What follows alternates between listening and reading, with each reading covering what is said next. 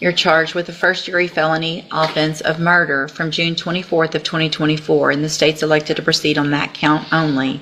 And how do you plead to that charge? Howard Celeststeine was facing a first-degree murder charge stemming from June 24, 2024. When the judge asked how he pleaded, Howard answered guilty.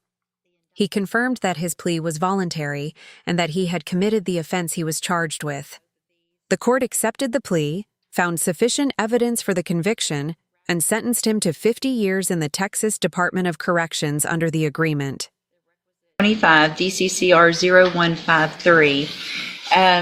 Mr. Radford has filed, there's a motion to quash the indictment. The state has filed a reply. Obviously, I've looked through both of these. I guess I'm confused, Mr. Radford, when you say it doesn't allege the requisite mens rea for murder? Judge, if I may, the common law has established that murder is when someone intentionally and knowingly causes the death. Okay, but the statute is what we're going to go by. Yes, ma'am. Okay. But I don't think it was the intention of the legislature to remove the requisite mens rea. What makes you think that?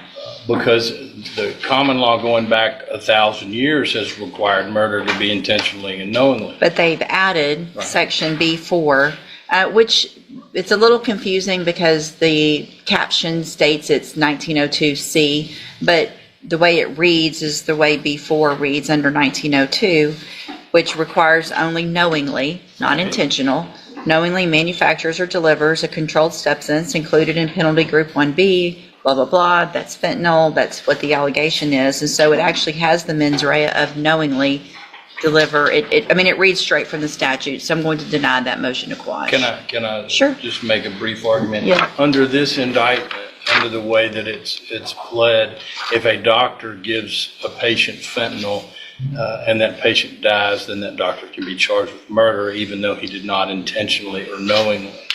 Well, there's an exception. The next C, except as provided, well, where was it? I saw this. It is a defense to the prosecution under section B4, which is our section, that the actor's conduct in manufacturing or delivering was authorized under chapter 481 Health and Safety Code or state or federal law, which I think would be the medical purposes. So there's an exception. Is it my understanding then, is the court of the opinion that the state must prove that my client knowingly delivered fentanyl to an individual? That's what the law says, and that's what the indictment says. Did then and there knowingly deliver a controlled substance, namely fentanyl, and that Shelby Irvin died as a result of ingesting and inhaling that into her body. So that it's the opinion of the court that Ms. Cormier must have the requisite knowledge that she was giving her fentanyl? I think that's... I think Go ahead. what Mr. Radford's trying to do is box the court in here. I'm not gonna... My interpretation of the statute is just knowingly deliver a controlled substance. And that controlled substance, if it contains fentanyl, is enough for her to be guilty of this offense. If it contains fentanyl and causes the death of a person, then that gets us to murder. Well, I think that's going to be another whole question because it's specific that It says knowingly deliver a controlled substance, namely fentanyl. So I think that's going to come down to maybe a jury question. I'm not going to make that decision. That's not Right. that's just an element of the offense. So the motion to quash is denied. Yes, ma'am. I would submit that the statute is unconstitutional as drafted. Okay. I'm not going to find the statute. I understand. I'm going to follow it as written. Yes, ma'am. All right. So that's denied. Hold on just a second. Can you state your name for the record? Michelle Lakeland. And you are the defendant in this case, is this correct? Yes, sir. And your bond is currently set at $500,000, is that correct? Yes, sir. Can you afford a $500,000 bond? Yes, sir. Do you have assets in your name that you could liquidate to make a bond? My family does. Your family Yes. can help you? Have you talked to your family about possibly helping you with a bond? Yes, sir. And how much, what kind of bond do you think your family can come up with? I 100,000 or less. 100. That's what all of them have told me. 100,000, you think they can make a $100,000 bond? Would it assist your case in the presentation of your defense if you were bonded out and could assist me in working on your case? Yes, sir. Where were you born? I was born in Beaumont, Texas. Okay, have you lived here how long? I've been back down in this area since I was 13 years old, so. So you pretty much lived here your whole life? Yes, sir. And you have family in this area? Yes, sir. Jasper area, my aunt here in Beaumont. Where would you live if you made bond? The Golden Triangle, Beaumont, or Bader. Who would you live with? My aunt, my 83-year-old aunt that comes and sees me, or my son and his grandma in Bader. My aunt lives here in Beaumont, off a major drive. If the court set conditions of your bond, including a GPS monitor and random drug testing, would you agree with that? Yes, sir, I sure will. What is your criminal history? Have you been to TDC before? Yes, sir, I went for early rehabilitation back in 2013. How much time did you serve? I made my first parole, and I served 2.5 on that 10 because they sent me to safety. And I successfully came off of parole July the 11th of 2023. That's a witness. I want to know, I'm trying to I think it's probably in this reply. What was Ms. Cormier in custody for Or theft, if I'm not mistaken, Judge. when this happened? Yes, Okay. ma'am. So the allegations here are that you were in custody for theft. Can I rephrase that? No, Okay. just Okay. answer her Yes, question. ma'am. In custody, smuggled in some drugs of some type in your vagina that you gave to someone else that the allegation is led to her death that had fentanyl in it. Am I correct? That's it in a nutshell, Judge. All right, go ahead, Mr. Coleman. And you don't disagree with the judge's assessment that you, in fact, smuggled fentanyl into the I'm jail? going to object to that. I think you said the allegations are what he's trying to do now is bind her into a confession. I'll move on, Judge. Thank you. While you were in jail, did you provide a controlled substance or substances to other fellow inmates? Again, Judge, I'm going to object that is not relevant at this time. I'll move on, Judge. Thank you.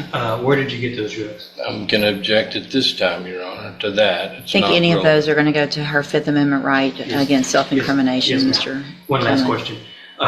When you were arrested on the theft offense back in November of 2024, did you have a pending felony drug case in Orange County? Had you been arrested for methamphetamine possession in Orange County? Yes, ma'am. Yes, sir. That's all I have. What's the status of that case? Do we Still know? pending as far as I know. Okay. I don't think it's been filed. But if it's orange, it could They're take- waiting on It could take drugs years. testing. Okay, anything else? No, ma'am. No, ma'am. All right, based on the criteria under 17.15, the information that I have, the nature of the offense, I'm going to deny the petition or the request for a reduction in bond. I think $500,000 is adequate based on the nature of all of those matters. All right, anything else then on this case? Thank you. You can go back with the bailiff. All right, so are you Howard Celeststeine? And Ms. Prazo, will your client waive the formal reading of the indictment in each case? Mr. Celestine, in cause number 24 DCCR 0919, you're charged with a third-degree felony offense of manufacturing or delivering a controlled substance from January 10th of 2024. That indictment alleges that you were previously convicted of aggravated sexual assault of a child, a first-degree felony, April 13th of 2009. And how do you plead to that charge? Are you pleading guilty freely and voluntarily? Yes. And because you did what they charged you with? So pleading on count one would only be to the underlying offense? Right. Okay, so in 24 DCCR 1549, you're charged with a second-degree felony offense of aggravated assault with a deadly weapon from June 24th of 2024. The indictment alleges that same prior conviction from April 13th of 2009. And how do you plead to that charge? Yes. Again, are you pleading guilty freely and voluntarily? Yes. And again, is that prior conviction true? And did you enter your plea of guilty in this case freely and voluntarily? Yes, Judge. And because you actually did what they've charged you with? Yes. So in cause number 24 DCCR 1550, you're charged with a first-degree felony offense of murder from June 24th of 2024, and the state's elected to proceed on that count only. And how do you plead to that charge? Yes. Again, are you pleading guilty freely and voluntarily? Freely. And because you did what they charged you with? Yes. In cause number 24 DCCR 1551, you're charged in that case with the state jail felony offense of abandoning or endangering a child from June 24th of 2024. And how do you plead to that charge? Yes. Again, are you pleading guilty freely and voluntarily? Freely. And because you did what they've charged you with? In each of these cases, I have here on the computer some documents that have your signature on them that the state has marked as exhibit number 1. All right, sir, in each of your cases, I'm going to find that you entered your pleas of guilty and true in the cases that you did freely and voluntarily. Find that you're mentally competent and you understand the nature and the consequences of your pleas in each case. In cause number 24 DCCR 0919, find sufficient evidence to find you guilty, and at this time find you guilty of manufacturing or delivering a controlled substance. Find that prior conviction true. Sentence you in accordance with your agreement to a term of 20 years in the institutional division of the Texas Department of Corrections. You will receive credit on that sentence for any time that you've been in custody that the law gives you the right to receive. In cause number 24 DCCR 1549, also find that you entered your plea of guilty freely and voluntarily. Find sufficient evidence to find you guilty, and at this time find you guilty of aggravated assault with a deadly weapon. Find that prior conviction true. Sentence you in accordance with your agreement to a term of 50 years in the institutional division of the Texas Department of Corrections. You will also receive credit on that sentence for any time that you've been in custody that the law gives you the right to receive. In cause number 24 DCCR 1550, find sufficient evidence to find you guilty, and at this time, or find that you entered your plea freely and voluntarily. Find sufficient evidence to find you guilty, and at this time find you guilty of the offense of murder.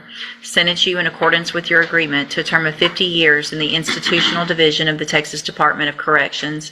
You will receive credit on that sentence for any time that you've been in custody that the law gives you the right to receive. And then finally, in cause number 24 DCCR 1551, find sufficient evidence to find you guilty, and at this time find you guilty of the state jail felony offense of abandoning or endangering a child. Sentence you in accordance with your agreement to a term of 2 years in the state jail prison. You will receive credit on that sentence for any time that you've been in custody that the law gives you the right to receive. These cases will all run concurrently, which means together at the same time. I am making an affirmative finding of a deadly weapon in cause number 24 DCCR 1549.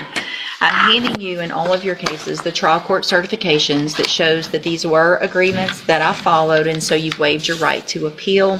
I have also handed you a written admonishment regarding your ineligibility to possess a firearm or ammunition. Because of the judgments entered against you, you're ineligible under Texas law to possess a firearm or ammunition. Possession of a firearm or ammunition could lead to charges against you. Firearm is a legal term. You should read the written admonishment I provide you to see what devices qualify as a firearm. If you have questions about the laws that make you ineligible to possess a firearm or ammunition, or about how long that lasts, you can talk to Ms. Perazzo. All right, good luck to you, sir. You can go back with the bailiff.